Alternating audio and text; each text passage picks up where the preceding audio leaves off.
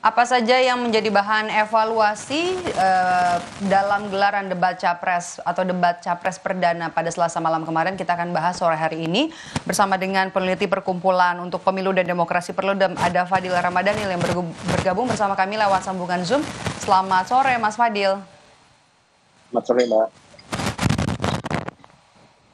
Mas Fadil, dalam tataran publik, apakah yang dilakukan seorang Gibran Rakabuming Raka ini lazim? Jelas tidak lazim ya, sebab dia adalah calon wakil presiden yang mestinya bisa jauh lebih tenang dan melihat debat dan argumentasi yang disampaikan oleh masing-masing calon presiden itu sebagai cara untuk mengonfirmasi suatu keadaan atau fenomena ketatanegaraan dan ingin tahu pandangan calon presiden seperti apa. Nah, tapi karena mungkin pertanyaan yang disampaikan oleh Mas Anies itu menyangkut langsung kepada dirinya, dan kita bisa lihat itu ditayangkan juga di Kompas saat ini, kan memang itu reaksi yang emosional ya, reaksi yang emosional karena mempertanyakan eksistensi dan kredibilitasnya sebagai calon wakil presiden, dan sebagai sebuah reaksi yang kemudian ditunjukkan seperti itu, saya kira tidak pas kalau kemudian itu ditunjukkan di forum debat publik ini gitu. Dan ini juga berkaitan dengan mestinya tidak perlu ada banyak pendukung dalam arena debat ini, karena itu akan mengganggu konsentrasi dari calon presiden dan wakil presiden yang sedang berdebat, dan mengganggu juga fokus moderator yang mengendalikan alur perdebatan. Dan bagi kita, publik yang menonton di televisi juga tidak elok sekali melihat orang bersorak-sorai, bertepuk tangan, berseru di belakang calon presiden ketika menontonnya. Nah, ini beberapa hal yang menurut saya mesti dievaluasi oleh KPU untuk debat kedua di tanggal 22 hari Jumat pekan depan.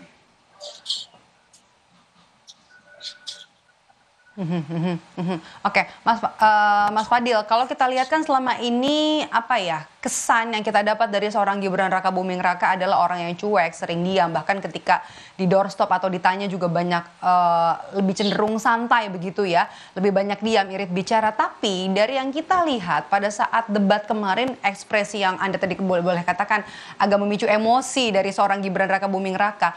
Apa yang sebenarnya ingin ditunjukkan oleh seorang Gibran Rakabuming Raka lewat ekspresinya pada saat debat Selasa malam kemarin? Ya, kesan yang bisa dilihat tentu saja pertanyaan soal ketentuan syarat usia calon presiden ya, yang itu pasti dipastikan menyasar kepada eksistensi Gibran. Bahkan kan pertanyaan Mas Anies itu, kenapa Pak Prabowo tidak melakukan pergantian calon wakil presiden ketika dia sadar bahwa ada persoalan etik dari putusan MK soal syarat usia calon presiden itu. Nah, ketika eksistensi dirinya terus-menerus dipertanyakan, apalagi dipertanyakan dalam debat publik secara resmi yang kemudian ditonton oleh masyarakat Indonesia, ya sisi manusiawinya kemudian keluar. Dia emosional dan dia tunjukkan dan dia ekspresikan itu secara terbuka. Dan ini bagi saya tentu bisa menjadi dalam teknis dan mekanisme debat harus dievaluasi oleh KPU, dan bagi publik ini tentu bisa menjadi salah satu penilaian tentang bagaimana seorang calon wakil presiden, calon presiden itu menerima kritik, menerima pertanyaan, dan menerima respon dari masyarakat, dari publik tentang apa yang berkaitan langsung dengan dirinya. Mas Fadil, tapi kan pihak dari TKN Prabowo ini bilang kalau apa yang disampaikan Gibran, apa yang diluapkan Gibran itu adalah bentuk dukungan kepada capresnya, kepada Prabowo Subianto kala itu, yang mungkin sangat ekspresif ya. Ya, soal memberikan dukungan ya boleh saja, cuman kan ini tahapan pemilu yang kemudian merupakan salah satu metode kampanye yang ada aturannya.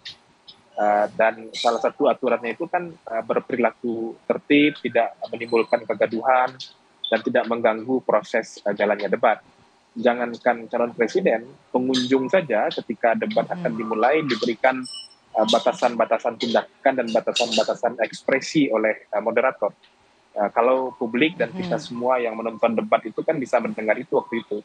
Menjaga perilaku, menjaga ketertiban, menjaga situasi yang kondusif ya, itu kan harus dipastikan oleh semua pihak yang ada di arena debat itu. Tapi ketika yang terjadi sebaliknya dan bahkan itu dilakukan oleh calon wakil presiden, itu kan tentu tidak tidak baik dan itu melanggar tata tertib debat.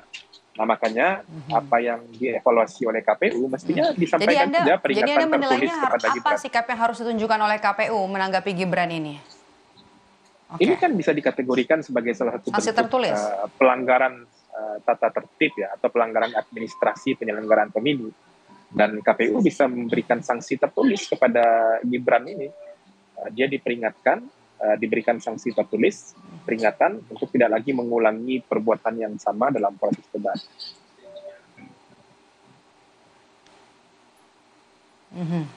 Oke, kalau format debatnya sendiri yang Anda lihat kemarin, menurut Anda ada masukan nggak supaya hal-hal yang tidak memungkinkan tidak terjadi di debat pertama ini tidak terulang lagi di debat selanjutnya, seperti perlu nggak sih sebenarnya cawapres itu hadir mendampingi, padahal sebenarnya kan juga tidak terlalu berkontribusi, dan ataupun perlu nggak pendukung memang sebanyak itu untuk hadir dalam acara debat? Kalau untuk pasangannya ya, misalnya kalau debat di Jumat depan itu kan debat calon wakil presiden. Kalau calon presidennya mau hadir ya tidak ada masalah, justru tidak ada persoalan. Tapi yang perlu dibatasi menurut saya adalah pendukung atau massa dari masing-masing pasangan calon yang hadir di arena debat. Nah, mestinya tidak perlu menghadirkan orang sebanyak ini. Mestinya dibatasi saja, misalnya 5 orang pendamping plus pasangan calon dari presiden atau wakil presiden yang akan mengikuti debat. Itu saja, sehingga fokus penonton, fokus masyarakat itu bisa ke pasangan calon. Kemarin dari segi tampilan itu kan tidak enak sekali, Mbak. Saya sebagai orang yang menonton proses debat itu, ketika calon presidennya sedang berbicara, pemandangan kita di belakang adalah orang yang sedang mengobrol, orang yang sedang main handphone, orang yang sedang tertawa. Itu membuat kita jadi tidak fokus. Nah ini kan kita bisa lihat bagaimana ada tampilan di belakang calon presiden adalah para pendukung yang sedang ngobrol. Nah mestinya tidak perlu ada pendukung sebanyak itu, mau ngapain gitu. Kalau mau show force kekuatan pendukung kan ada metode kampanye lain, misalnya metode kampanye rapat umum nanti yang diperbolehkan di bulan Januari, tidak di tempat debat ini gitu. Tempat debat ini adalah ruang untuk mengartikulasikan ide yang mestinya tidak perlu banyak pendukung, karena kan ini disiarkan secara live oleh lembaga penyiaran.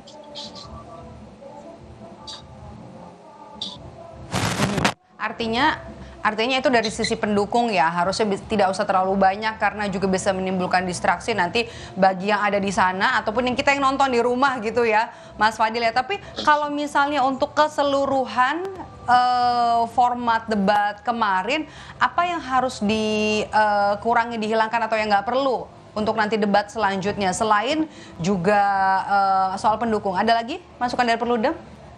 Menurut saya salah satu yang mungkin perlu dihilangkan juga adalah proses pencabutan atau pengundian pertanyaan dari panelis itu tidak perlu ya. Itu akan memakan waktu dan kemudian tidak ada pentingnya juga. Langsung saja nanti pertanyaan di hadapan moderator itu diambil oleh moderator lalu ditanyakan kepada pasangan calon presiden. Itu juga akan jauh lebih menghemat waktu menurut saya ya. Ini besok kan temanya ekonomi, tentang investasi, tentang tata kota dan lain-lain ya. Nah jadi tema-tema itu sudah dari depan moderator dan moderator saja yang memilih mana yang akan ditanyakan. Jadi kan tidak semuanya juga perlu diundi begitu ya. Dan itu juga akan jauh lebih menghemat waktu. Untuk lebih menghemat waktu ya, oke. Tapi kalau kita balik lagi soal reaksi atau aksi gestur ya dari yang disampaikan oleh seorang Gibran Rakabuming Raka, kalau Anda lihat ini kan yang kita lihat dari seorang Gibran ini tidak terlihat dari seorang Mahfud MD, kemudian dari Muhaimin Iskandar yang kalau kita lihat selama gelaran debat kalem, kemudian juga tidak menunjukkan reaksi-reaksi emosional seperti itu. Kalau misalnya perlu melihat perbandingannya seperti apa sih? Atau kenapa sampai ada perbedaan itu? Padahal kan nonton debat yang sama. Ya mungkin itu orang yang ahli di bidang psikologi yang bisa menjawab itu ya.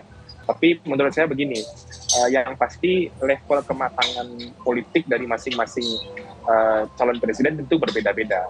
Dan pertanyaan-pertanyaan yang muncul kepada masing-masing mereka tentu berbeda-beda. Nah, pertanyaan yang muncul yang mengaitkan langsung dengan eksistensi dan berkaitan dengan persoalan usia calon presiden itu jelas telak menyinggung soal keberadaan Gibran dalam kontestasi pemilu presiden. Dan bisa saja karena selama ini kritik publik juga sangat luas terhadap hal itu, bahkan sampai hari ini masih terjadi, dia kemudian dijadikan sebagai salah satu calon wakil presiden yang dianggap orang dilakukan secara mengakali ketentuan hukum, memperalat Mahkamah Konstitusi. Itu jelas mungkin tidak mudah. Bahkan di level debat calon presiden pun masih ditanyakan itu. Dan harusnya sebagai seorang calon pemimpin di negara demokrasi itu hal yang biasa saja. Kan itu konsekuensi yang harus dia terima juga ketika mendapatkan kesempatan menjadi calon presiden dengan mengakali ketentuan hukum melalui Mahkamah Konstitusi. Gitu. Oke, debat publik juga jadi salah satu bagian dari kampanye yang dilakukan oleh pasangan calon presiden dan juga calon wakil presiden. Kematangan berpolitik juga tentunya bisa dinilai masyarakat, termasuk juga bisa menguasai emosional ketika harus menghadapi sindiran-sindiran, tanggapan atau juga pertanyaan dari kubu rival. Terima kasih sudah bergabung bersama kami di Rumah Pemilu hari ini, peneliti Perkumpulan untuk Pemilu dan Demokrasi Perludem, Mas Fadil Ramadhanil. Sehat selalu, Mas Fadil. Terima kasih, Mbak. Sama-sama.